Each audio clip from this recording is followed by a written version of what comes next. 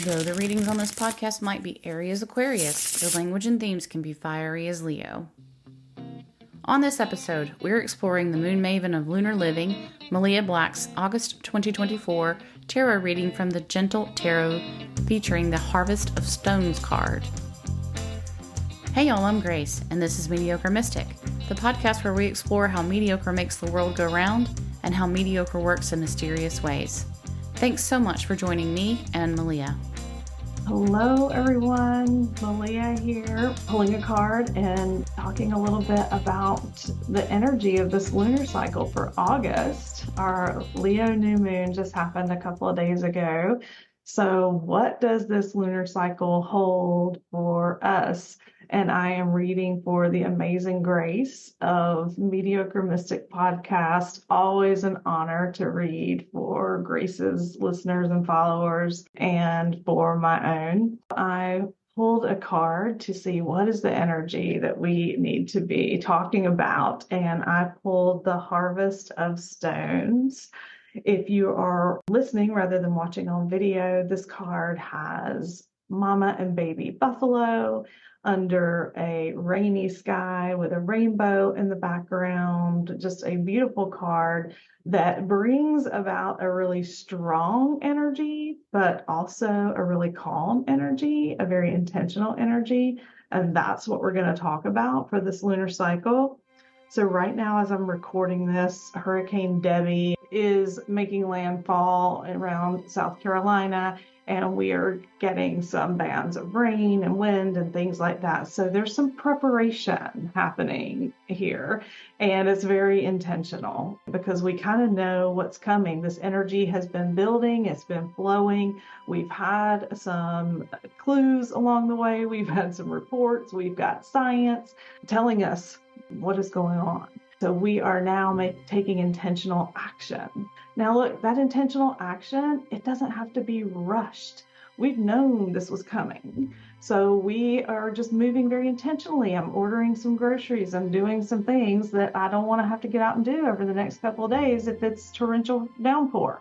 So it's not an impulsive energy by any means. Leo is bold, Leo is strong and comes in with a roar, but that doesn't mean it comes in impulsively or reckless. The lion is actually a very strategic animal who will sit for a long time and observe what's going on before making moves. That's the energy we are embracing for this lunar cycle. So my question to you is, what energy have you seen moving into your life? You know it's been building. You know it's coming. What things are coming down the pipe for you? What things have been knocking at your door that you now need to open up and expand, allow to flow through and come into completion? As we move toward that full moon, we want to expand on those dynamics and those energies. But we want to be active, but not reactive. So, number one, nervous system regulation. Take a breath, step back, look at what it is, observe, and ask yourself, what is the next very intentional action that I need to take in what I want to see happen here? There's no rush. Just look at it and ask. And then also, how can I be bold with this energy? Do I need to sit down and push myself to put together this strategy? What have you been putting off? And now this energy is going to come flowing in and it's ready. It's ripe for you, but you haven't prepared for it. You haven't created a strategy. You don't have a plan. That's the same thing that's happening with Debbie and the storm right now. Like, we're good as long as we have a plan, as long as we are being intentional about it. So the energy we want to expand at the full moon is the energy to take a pause, look around, see what you need to do. What do you need to add to this energy, to this situation, to this experience? And what do you need to actually take your hands off of and let it just flow naturally and let it be? What is the thing that's going to move it forward? Does it need action on your part? Does it need step back? Does it need for you to take your hands off of it and just let it flow and not get in the way? That's going to be really important for us to ask ourselves as we move through the energy of this cycle.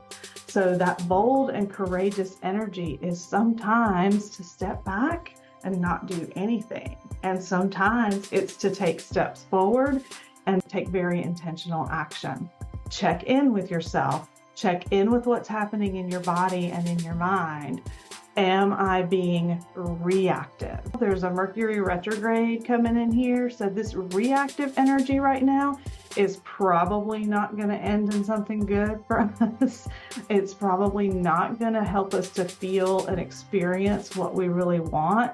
It may give us kind of a dopamine hit in the moment, but down the road, it's not going to be part of the package that we're wanting to open and see.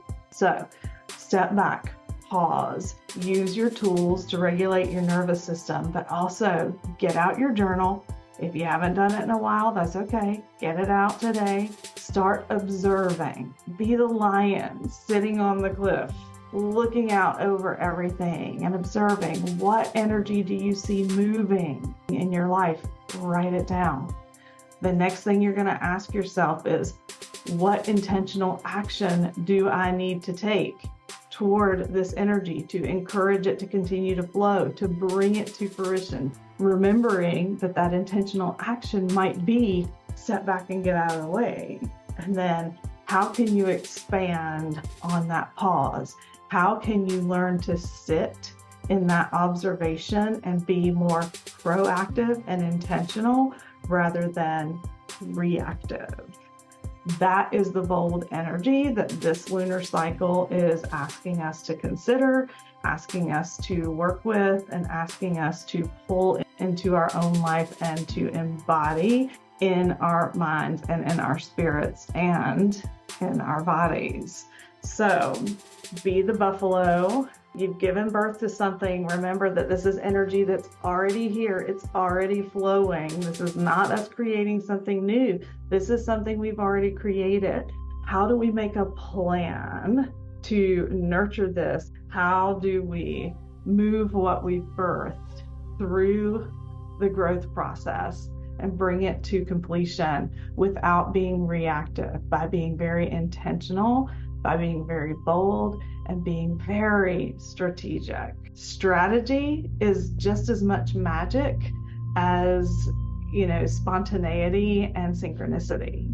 So embrace that, pull it in, make it yours, and see what happens in this lunar cycle, because the next lunar cycle is a very different energy all around. And I cannot wait to talk a little bit more about that. Thanks for listening.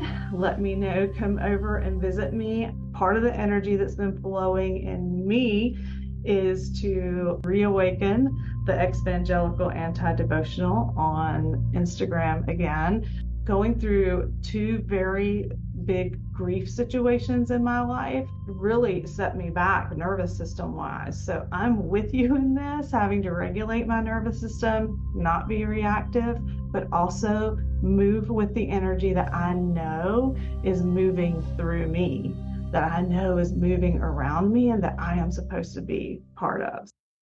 Meliea and I both come from fundamentalist backgrounds, so reading and responding to tarot is a heretical act in and of itself.